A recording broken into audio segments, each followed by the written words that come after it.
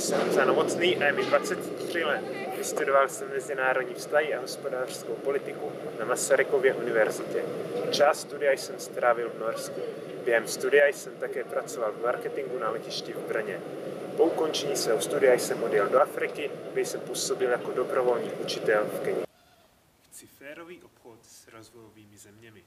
Nelíbí se mi situace, kdy pěstitelé dostávají méně než 1% z koncové ceny.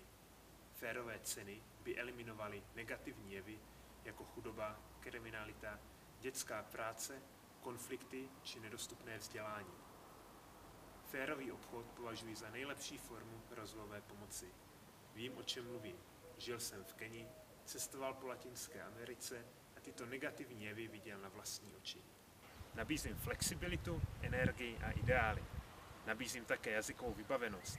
Maturoval jsem z němčiny, studoval a pracoval jsem v angličtině a domluvím se také kmenovým jazykem s africkými domorodci. Mám výbornou znalost Evropy. Studoval jsem 6 měsíců v Norsku, procestoval jsem většinu zemí Evropské unie a navázal důležité kontakty. Mám také nezbytný nadhled.